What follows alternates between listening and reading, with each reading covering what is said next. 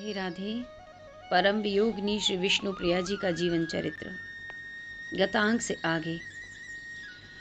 हम भक्त हैं। जानते हो भक्त की परिभाषा क्या है? भक्त उसे कहते हैं जो कभी विभक्त न हो, यानी अपने सनातन प्रियतम को छोड़कर वो कहीं और मन न लगाए।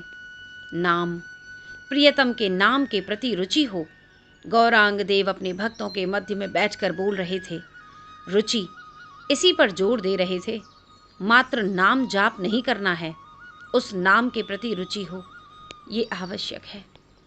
आज 18 वर्ष हो गए गौरांग देव को जगन्नाथपुरी में आए।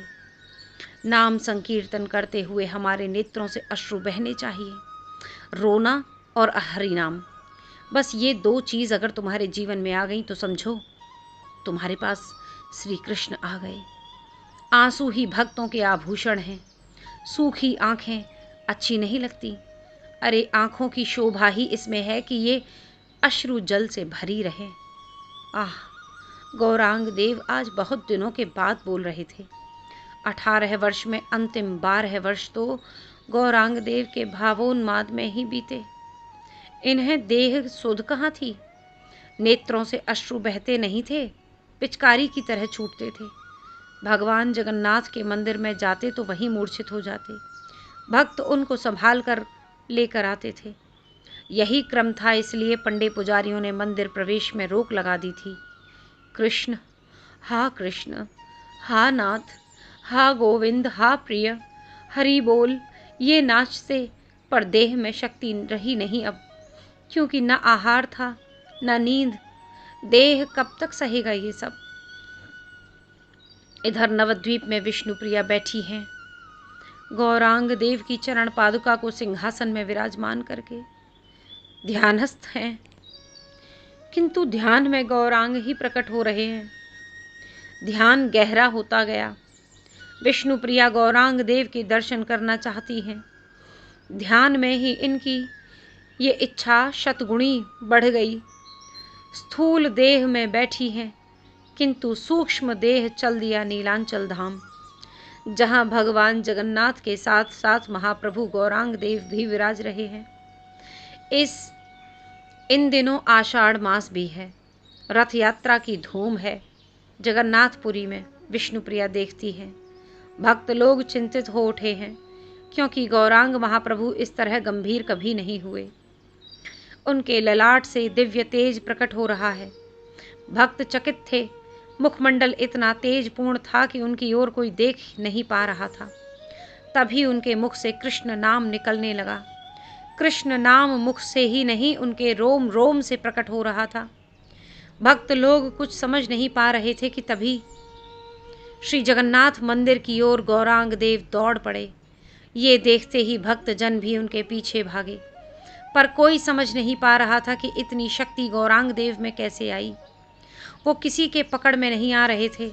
मंदिर में लोग ज़्यादा नहीं हैं, आज कुछ गिने चुने हैं। महाप्रभु गौरांग देव दौड़ते ही गए। उनका उत्तरीय कहाँ गिरा किसी को पता नहीं। वो उन्मत्त दशा में थे। गौरांग देव दर्शन करते थे गरुड़ स्तंभ से, किंतु आज ये वहाँ भी नहीं रुके। ये दौड़ते चले गए सीधे गर्भगृह में।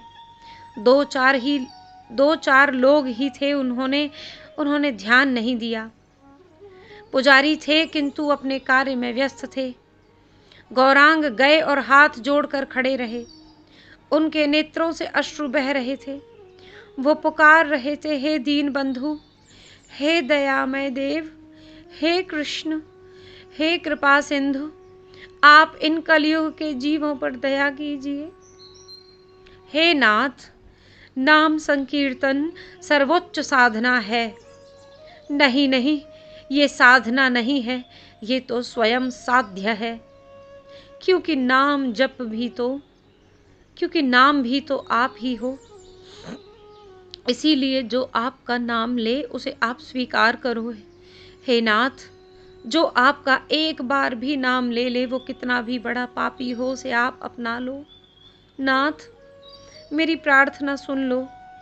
इतना कहते हुए गौरांग देव भगवान जगन्नाथ को आलिंगन करने लगे। ओह, वो तो आलिंगन करते करते ही समा गए भगवान जगन्नाथ में। कहाँ गए महाप्रभु? भक्त खोजने लगे, किंतु गौरांग महाप्रभु तो अपने स्वस्वरूप में स्थित हो गए थे, भगवान जगन्नाथ में समा गए थे। ये क्या, नाथ भी चले गए? विष्णुप्रिया ने सब देखा था, अपने सूक्ष्म देह से वो वही तो थी। रोना? अब क्या रोना? विष्णुप्रिया साष्टांग प्रणाम करती हैं भगवान जगन्नाथ को, क्योंकि अब उसके पति जगन्नाथ से विलग नहीं है। वो देखती रहती है, भक्तजन रो रहे हैं, बिलख रहे हैं। कितने भक्तों ने तो अपने प्राण ही त्याग दिए। विष्णुप्रिया सब कुछ देखती है, फिर वापस अपने नवद्वीप में आ जाती है और अपने स्थूल देह में प्रवेश कर जाती है। वो अब गंभीर हो गई है, अतिशय गंभीर। माता शची देवी चली गईं, नाथ भी छोड़ गए। वो नेत्र खोलती है, कांचना रो रही है। वो पूछती है, क्यों रोती है तू? कांचना उत्तर देती है, सूचना आई है। क्या सूचना है? विष्णुप्रिया फिर पूछती है। गौरांग देव चले गए, कांचना इतना कह पाती है। विष्णुप्रिया शांत है, वो उठकर गंगा की ओर चल देती है। गंगा घाट है, वो देखती है, फिर अपने प्राण त्यागने के लिए तैयार होती हैं। निमाई, ऊपर से मत कूदना।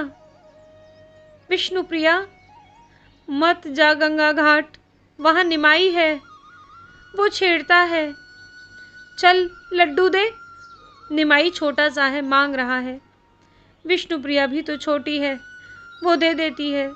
तुझे अच्छा पति मिले, मेरे जैसा सुंदर पति मिले। विष्णुप्रिया गंगा घाट को देखती है, उसे पहले का सब स्मरण में आने लग जाता है। नहीं, तुम्हें अभी जीना है। स्वामी सच में ही कठोर हैं, आदेश और दे दिया इस बेचारी को। चलो प्रिया, केश काटने के लिए सब महिलाएं आ गई हैं। वो केश काट लेती हैं। विष्णुप्रिया गहने उतार देती है। गैरिक वस्त्र जो उसके पति के हैं, माता शची लाई थी, उन्हीं को पहन लेती है और मौन होकर अपने घर चली आती है। जय जय श्री राधे श्याम।